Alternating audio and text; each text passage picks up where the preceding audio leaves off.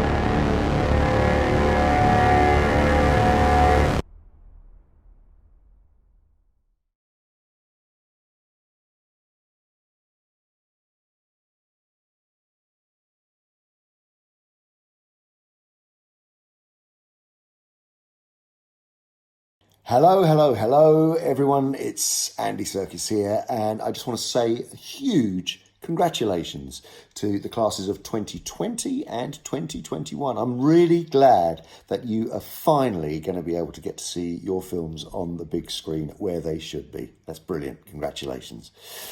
I also just wanted to say a few words about the film industry and the creative industries in general.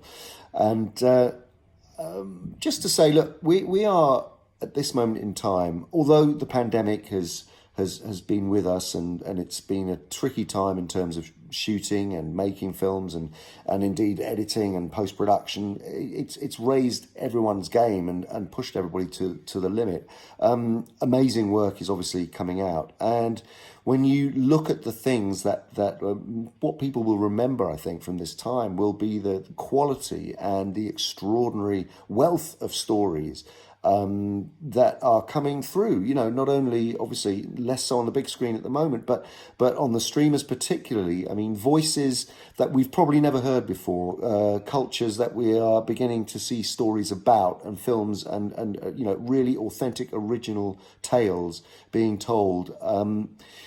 Films and TV experiences have proven to be food for the soul. They really are, and you know, you, the future, will be going on to continue that. So don't ever. Always have a mission. Always have something that you're aiming for. Okay, or even if it seems like jobs aren't coming up, which is actually probably quite unlikely at the moment, because we're having a bit of a golden age. So I believe that film crews will be snapping all of you guys up pretty quickly.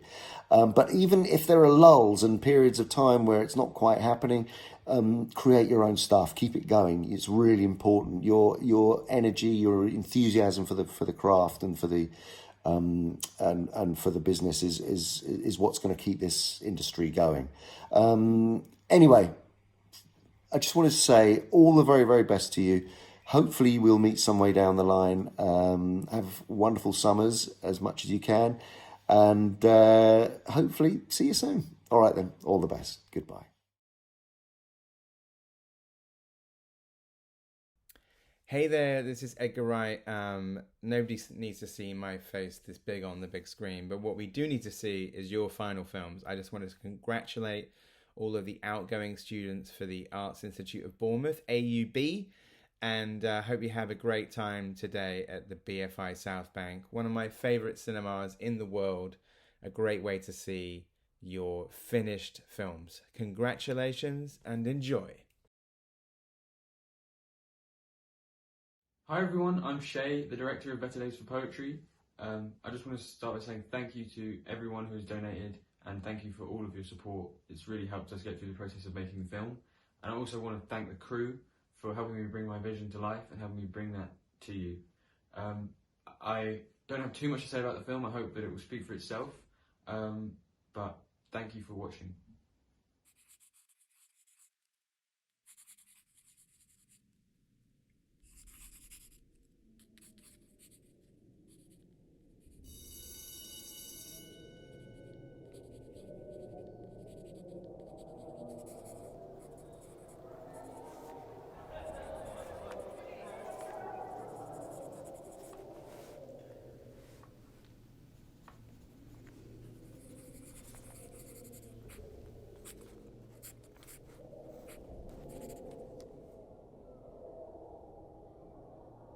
Don't be complacent and leave it to the last minute.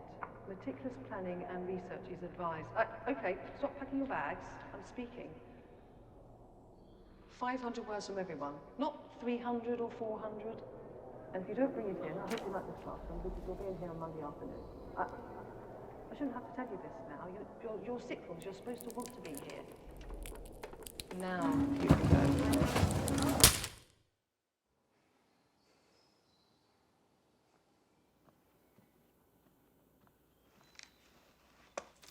You were quiet today, Ellery.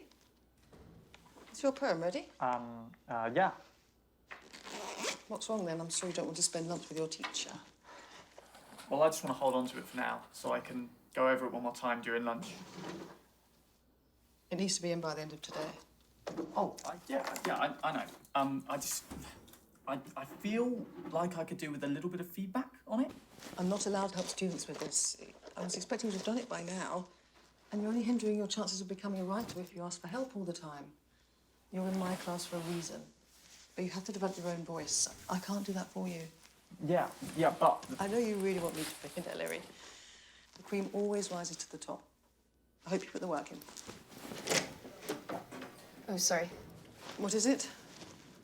I was just going to ask for my keys. There's second drawer down. Be quick.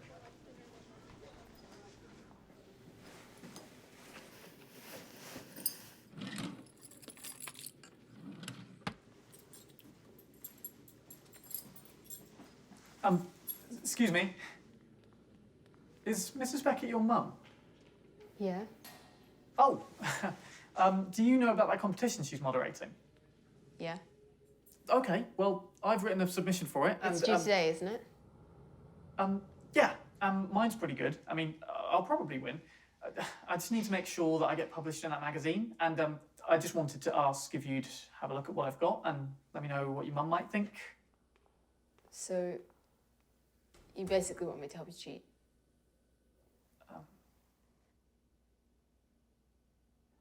Okay. It's that one.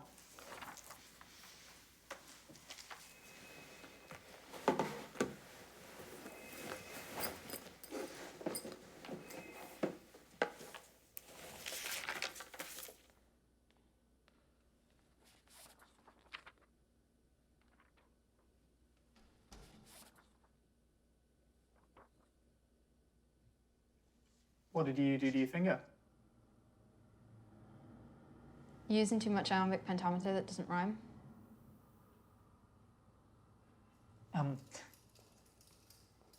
It's blank verse. Does she not like it? It's not that she doesn't like it, just doesn't really feel like poetry. How many poems have you read? I'm not trying to sound like a nursery rhyme. It needs to feel, dramatic, and rhyming would trivialise it. Charge the Light Brigade? Tennyson? You seem to know a lot more than I do. Look, I just want to know what your mum would want to read. I don't know, she only reads in a room, and what she'd want to read is probably way different to what I would. What are you guys studying? Othello. He got duttied.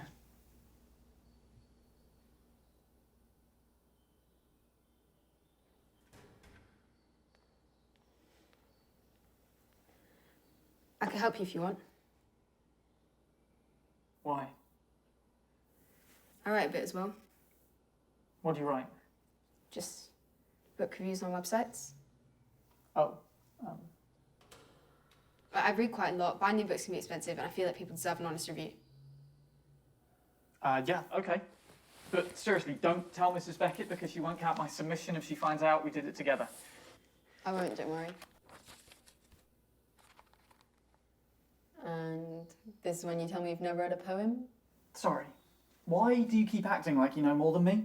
I'm doing A-level English? So why do I know more than you? Okay, so let me get this straight. You're an amazing writer. Why? Is that what you are? Have you written any poems? Told you I write book reviews. Right, so you have. Do you have any in your notebook? It's my politics exercise book. You're so sly. I thought they used folders, no? We can't just use something I've written anyway. It wouldn't be your work. You said that you wanted to help me, and you just said you study politics, so if your writing is never going to show up anywhere, then what does it matter? That's not the point. Look, I need to win this competition, okay? And I want to impress Mrs. Beckett, but I keep overthinking every word that I'm writing, and I can't write anything. Why do you want to impress her?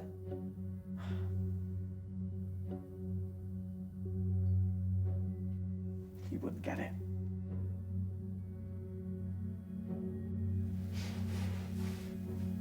Look, to be honest, I think you've left it too late. You should probably just hand in what you've got and hope for the best. Yeah. Yeah. Give it back. I'll tell my Wait, mum. wait, just let me read one. Give it back, you idiot. I knew it.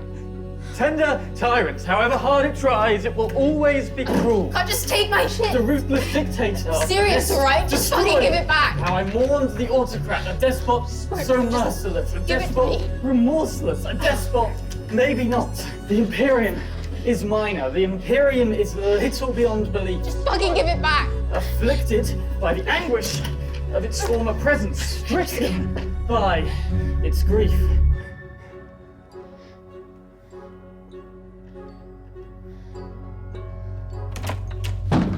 What's going on in here? What have you done? Give me that book, Ellery. It's just an exercise book, miss. I wasn't asking. Don't look at her. I'm talking to you. Give me the book. And I better not find out this is to do with the competition, because I'll have no qualms in handling the consequences. Please. Give me the book. If you don't give me the book, I will take you out of the competition.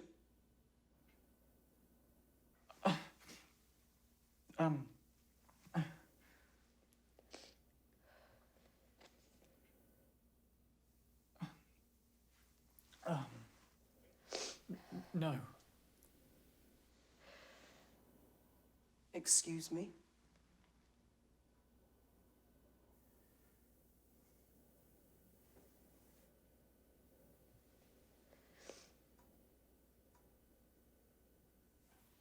Both of you just leave. And I do not want to see either of you in here by my next lesson. Do you understand?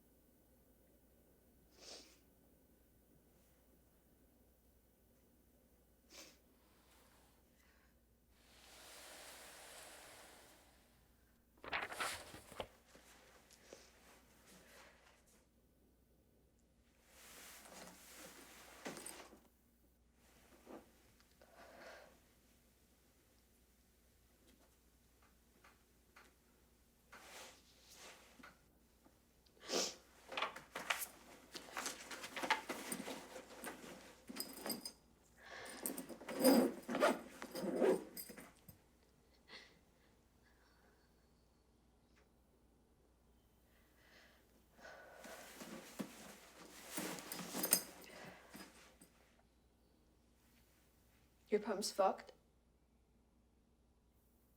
Yeah, So say it then. my poem's fucked.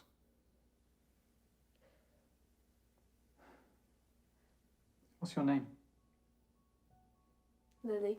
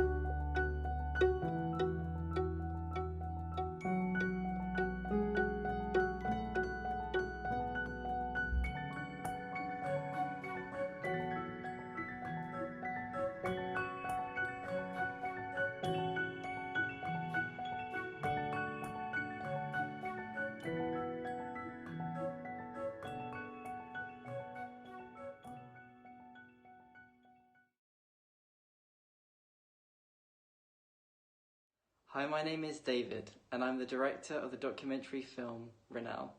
Us as a team are so proud of all the work that we've done over the last year, and we'd love to share it with you. We hope you enjoy.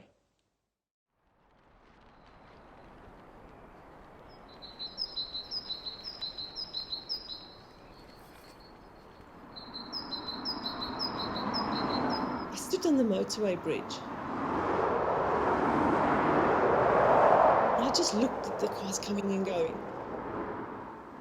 I thought to myself, you know what, it was so easy if I just lean forward. I can just lean forward and fall in front of a truck and it'll be over. I don't need to cope with this amount of pain. But I recognize that I'm being tempted to kill myself effectively.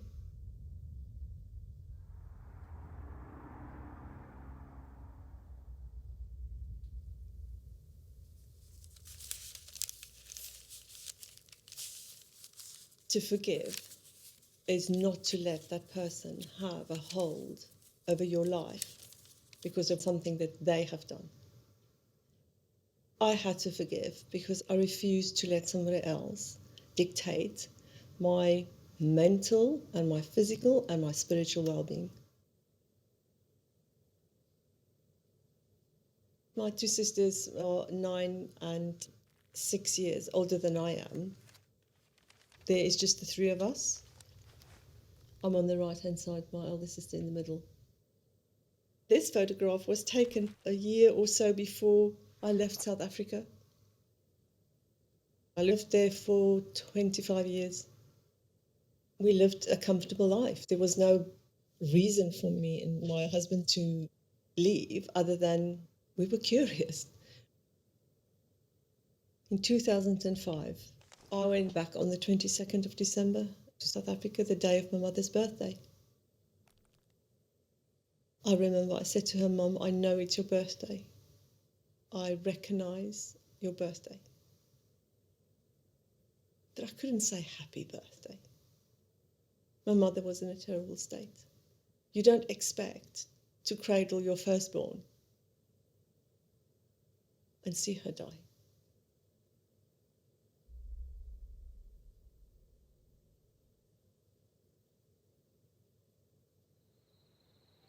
In 2005, 5 men climbed over the roof and entered through a courtyard garden. They fired a shot at my sister that got her in the hip. They clobbered the dog to death. They bound her husband in the bedroom. They dragged my sister up a flight of stairs by her feet and back down. This is not carpeted stairs, these were glazed tiles. They opened every cupboard, drawer, they moved furniture, they lifted up carpets, they moved picture frames looking for anything of value, a safe or anything. They didn't have that either. After an hour and a half, they left. My sister was able to crawl to the phone and she called my mother. My mother, her husband, and somebody who lived with my mother at the time immediately went to my sister's house, where they found the house in complete disarray with blood in every room, my sister lying on the kitchen floor.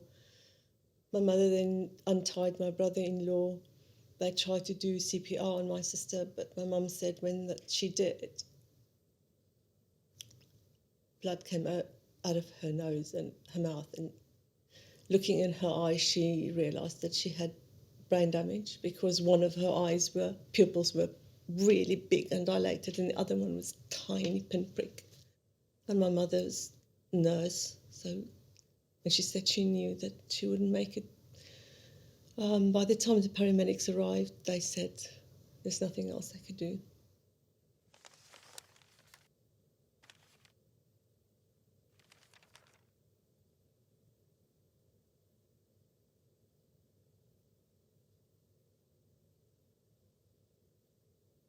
Nobody's ever been convicted for my sister's murder. So where do you take that? How do you deal with that? You don't have anybody that will ever stand trial for what they've done.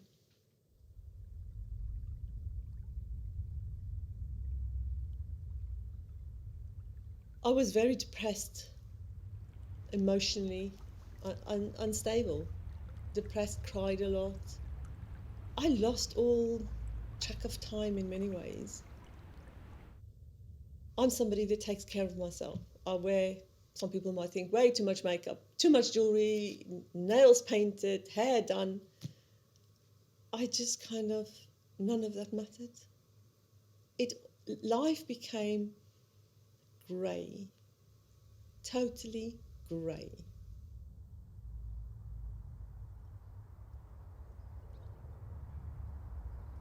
I went for a walk with the dogs, and I walked through the woods, and there's a bridge across the M25.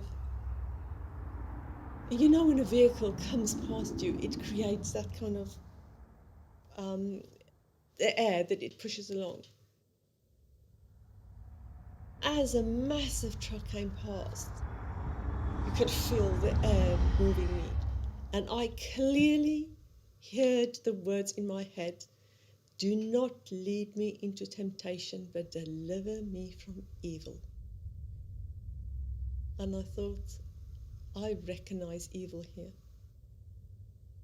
I'm being tempted to make a bad situation far worse. My mother has lost one child through a violent death. Now she'll lose me. My husband will be without me. My 3 children will be without me. I am now making or thinking about making a bad situation even bigger. I step back and I say, thank you, God.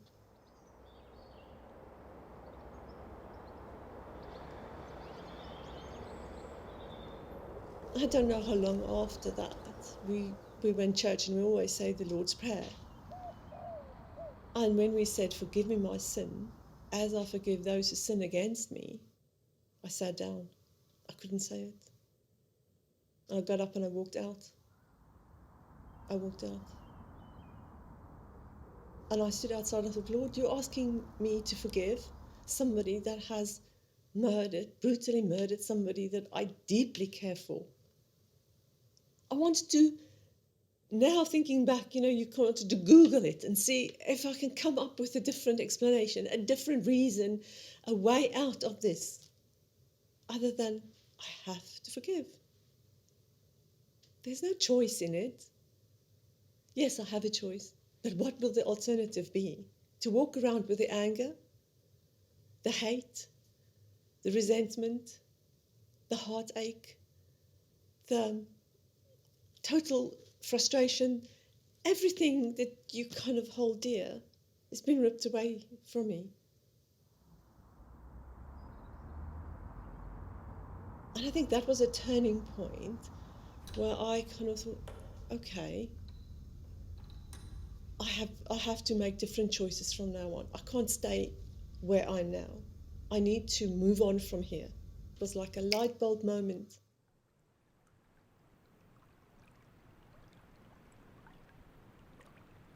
All these feelings, all these hurts. And it is just like within me. And I need to get it out. I need to give it to God. I thought for me to make a visible act of letting it go would help. And I took a piece of paper and I wrote down everything that I thought that I wanted to get rid of. And I wrote down things like pain, frustration, hate, loss. And I went again with a walk with the dogs, and I walked to the River Chas. And I stood there and I ripped it up in tiny pieces, and I prayed of every bit that I dropped. I said, Lord, take this away from me. Take this away from me. Take this away from me. Because I can't hold on to it. If I hold on to it, it will devour me. And what would I have achieved? I need to be at a better place.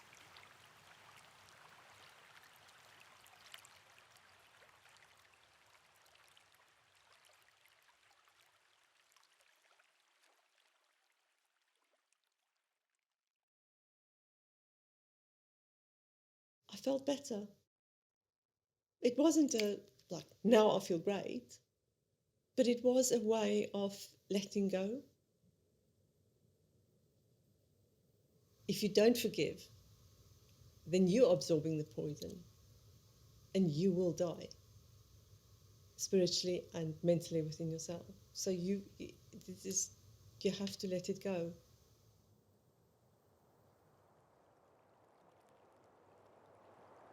I refuse to let the actions of 5 people undermine my faith. I will not let the rock that I have built my faith upon be taken from me.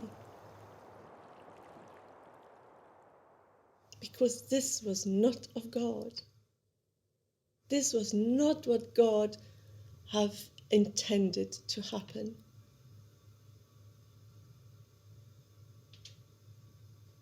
I have a choice in life.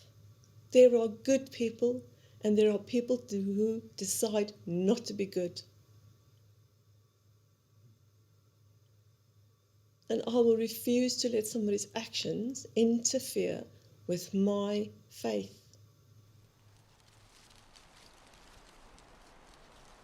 If you were able to see those 5 men again, what would you think you would say to them? I'd say to them, I hope you've changed your life. I hope you have not inflicted more pain on more people. I've forgiven you for what you have done to my sister, but I pray for your salvation.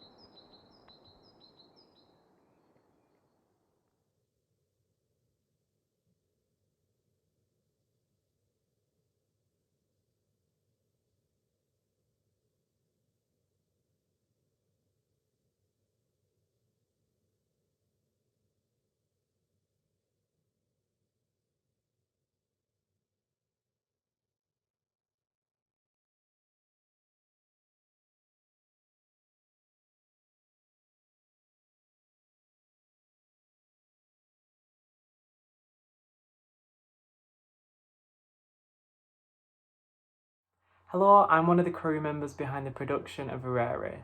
Our avant-garde film follows the journey of a piece of thread from its natural origins all the way into the underbelly of garment production in the UK. Wright hopes to take you on a journey, to give you something, a thought, a feeling, an emotion, an experience which hopefully will evoke us all to change and act against the damaging norms of fast fashion.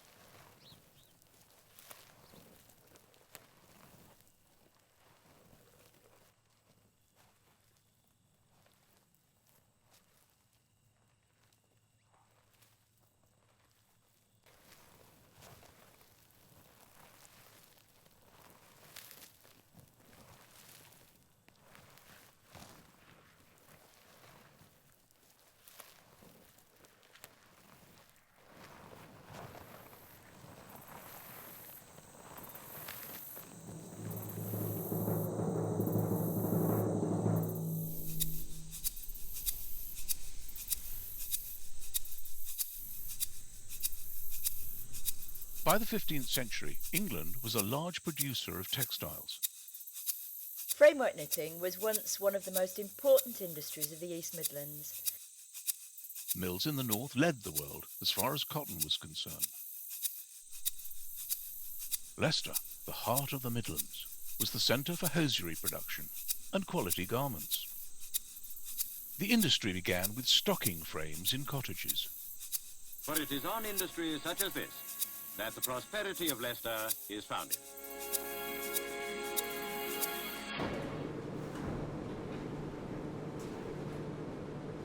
Garment factories took up the east. By the end of the production line, thousands of threads have come together to make a singular item of clothing. every thread having travelled on a long and arduous journey. Thousands of threads coming together. Arduous, expensive journey.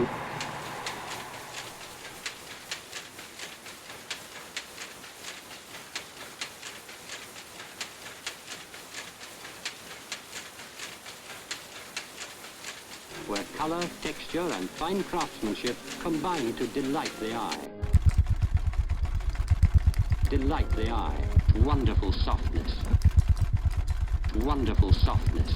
Delight the eye. Its wonderful softness. Delight the eye.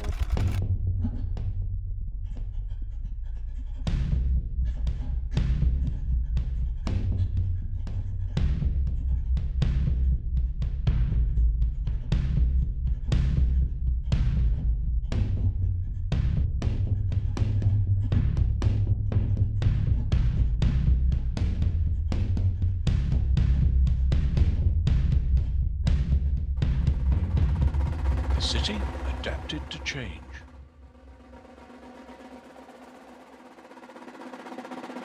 By the 21st century, Leicester is a hub of sweatshops. It became increasingly hard to compete against cheaper imported clothing. Demands for cheaper production costs rose. The standards of garments produced fell drastically.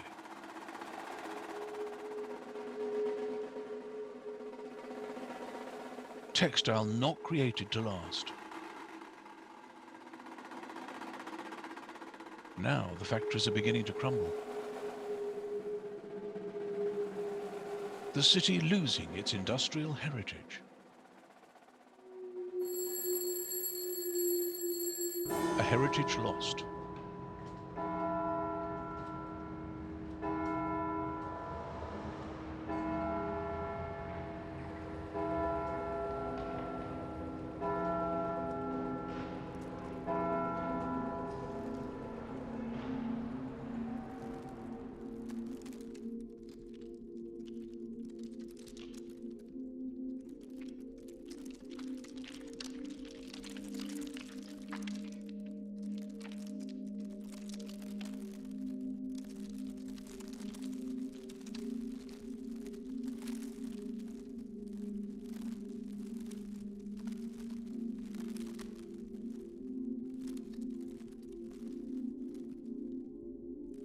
The industry has to move focus from quantity to producing garments to last. We need to relearn sustainability, produce what we can with renewable sources, and take the demands off factory owners.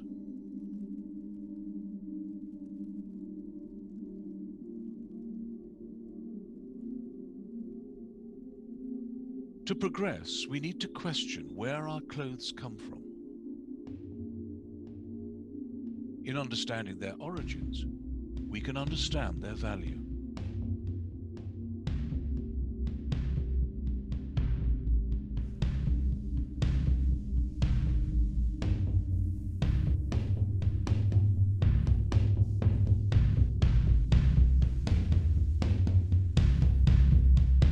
Arduous, expensive journey.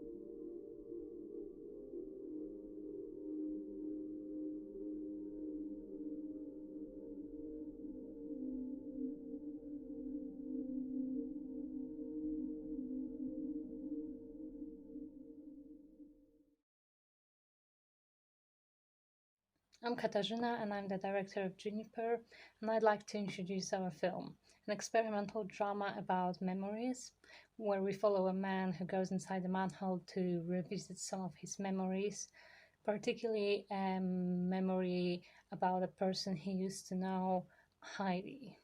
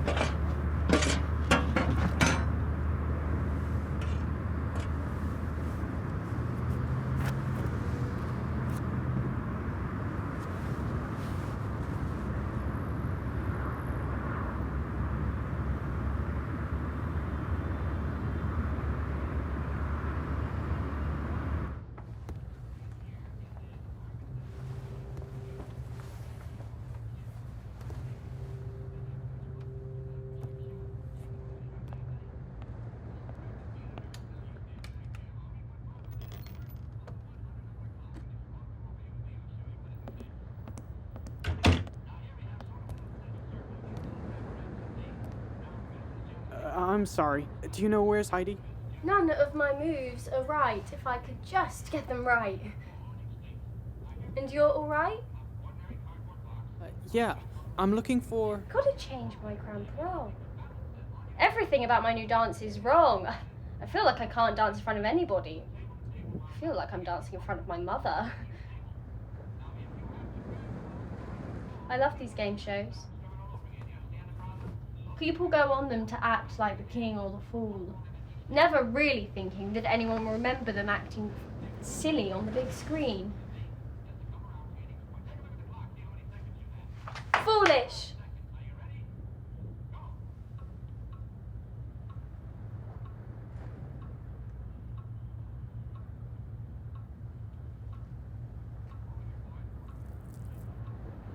Anyway, gotta practice the whole dance. Can I show you?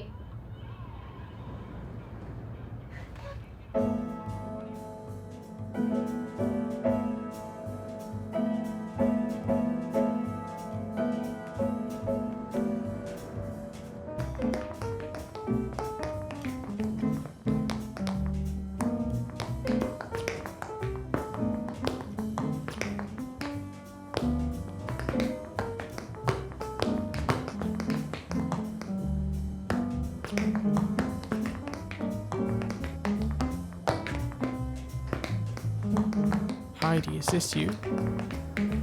You used to never dance. Do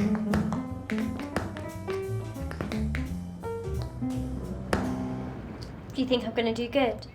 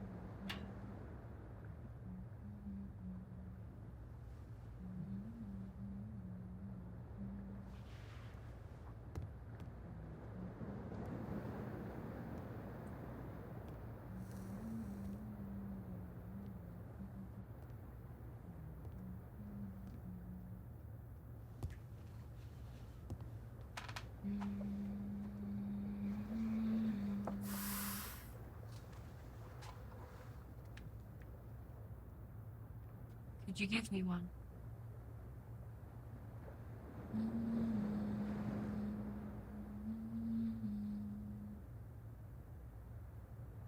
Give me a cigarette, please.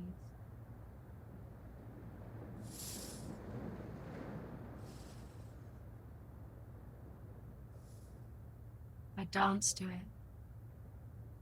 Every night, playing that record.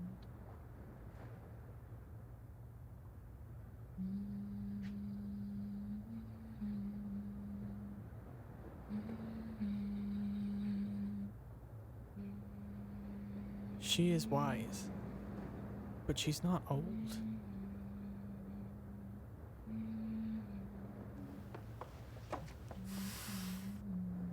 Who are you? Yes. You know the song.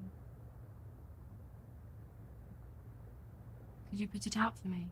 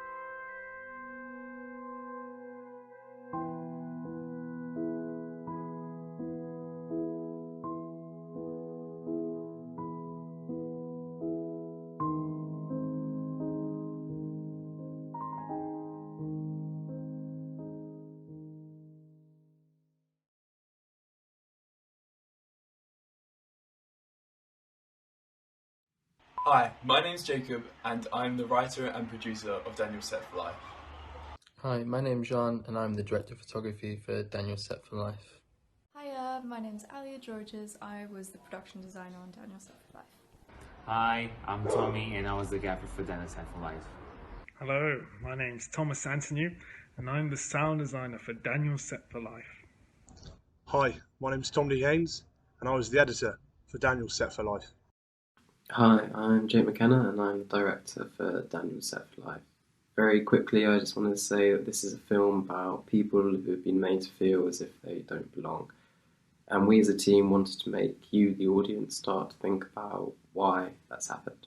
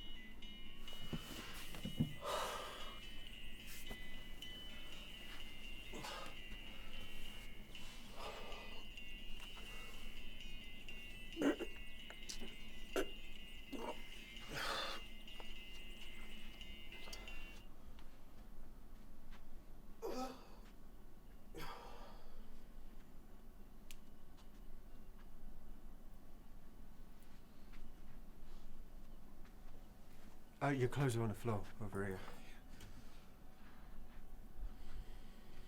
I'll get you a drink. All right.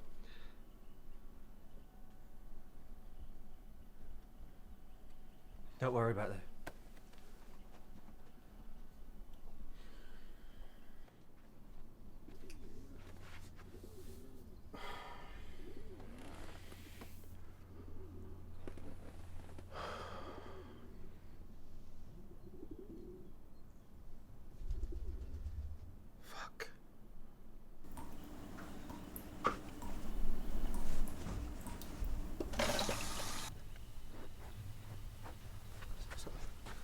Sorry for throwing up all over your floor. You really ought to have some water.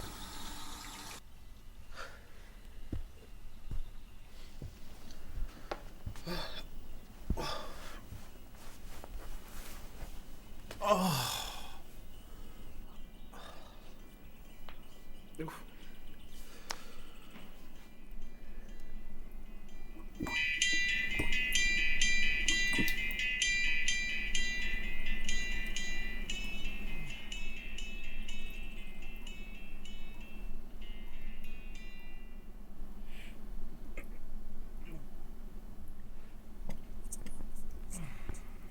What's wrong?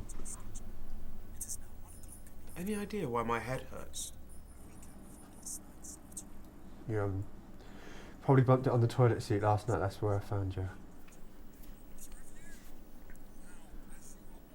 So, do you live here on your own, or? If you are the owner for tickets with these lucky numbers, please call in. They are, once again,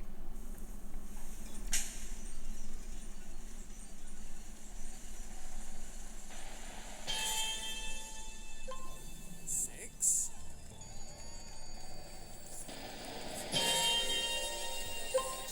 14,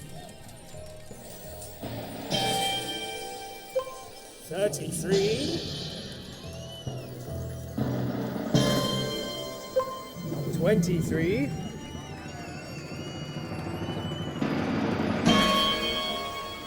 11,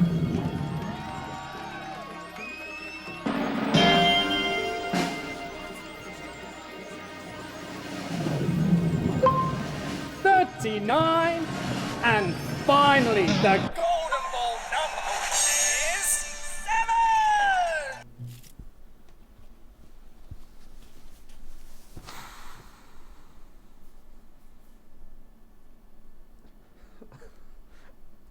So, you're like, what, a millionaire?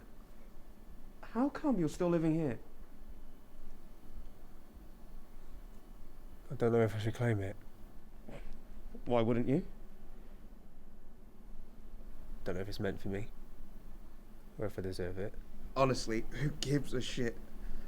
Just accept it. Live your life.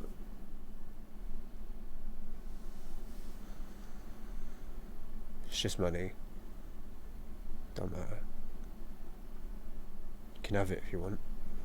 Well, that's just cruel. Reach in between those cushions where I was just sat. What?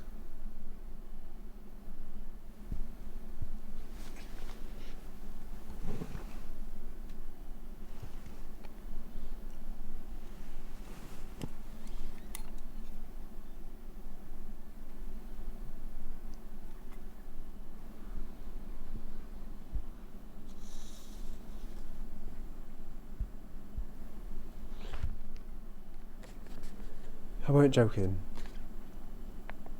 If you want it, you can have it. You just have to...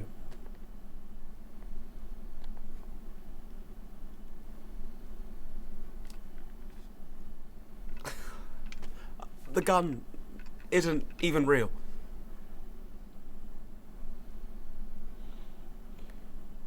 Maybe it's not, but this is.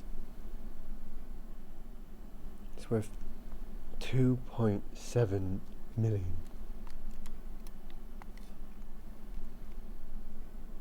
There's one bullet in the chamber. It might not even go off, but if it does, it's yours.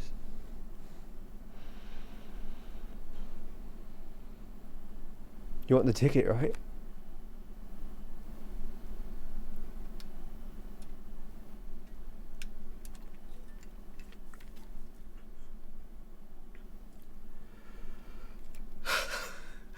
The gun isn't real.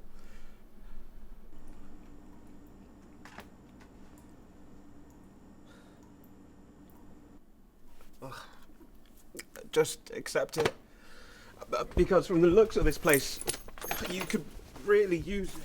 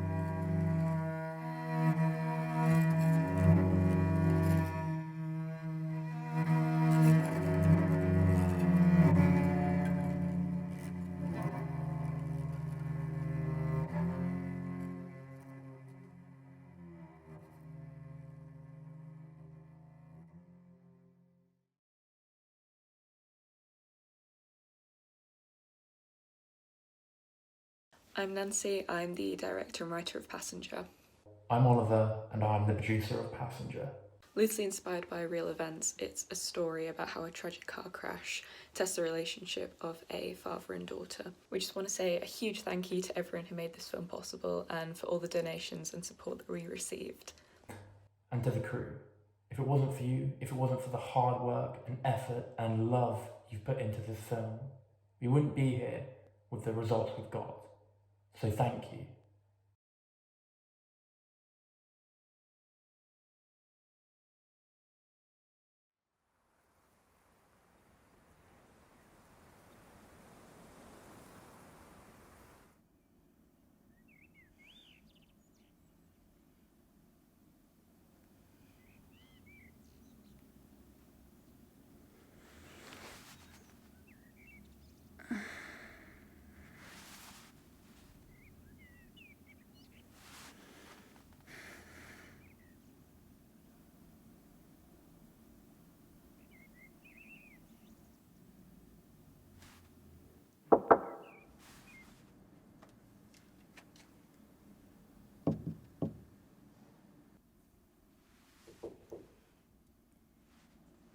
There's something you need, Dad? Do you need picking up tonight? If I'm Darnie is driving.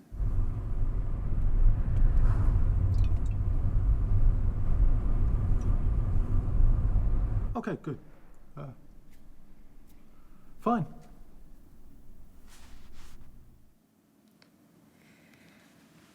Thank you.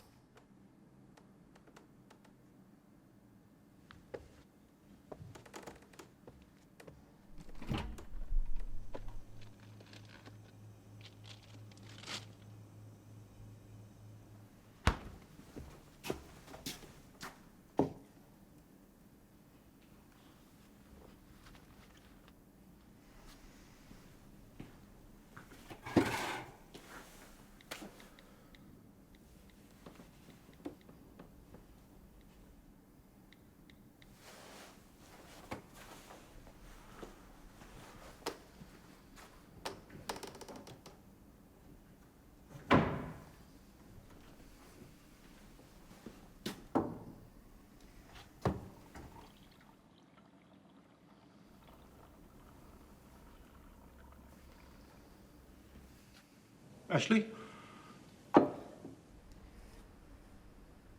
Staying at a friend's. Sorry, you go.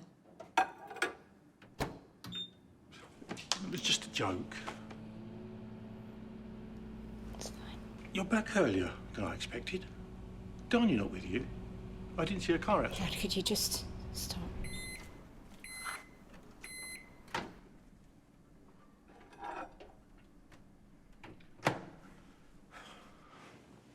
Look, I'm trying. You just feel the air.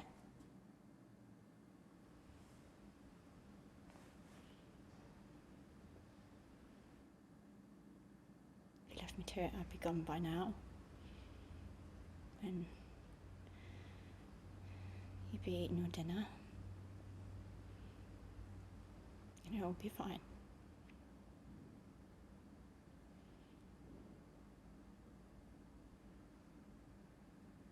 Suit yourself.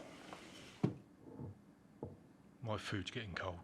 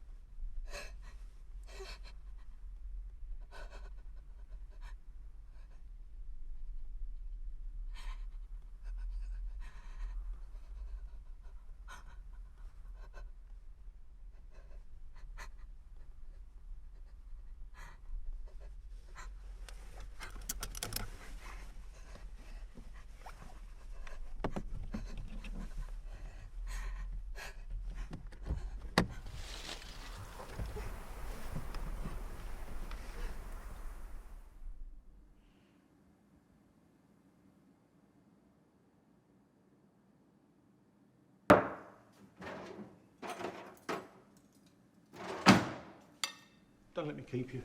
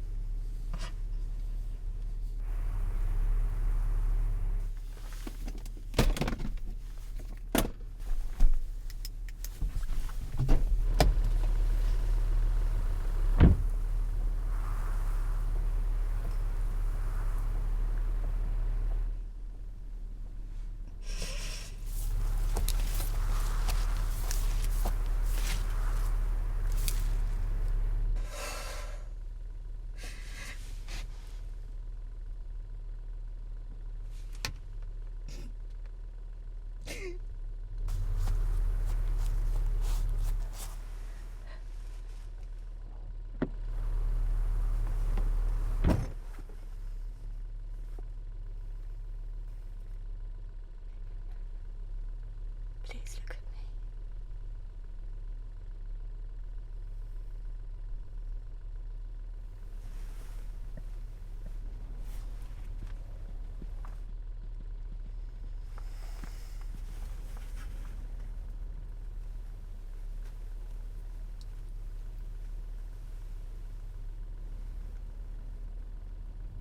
Stay here.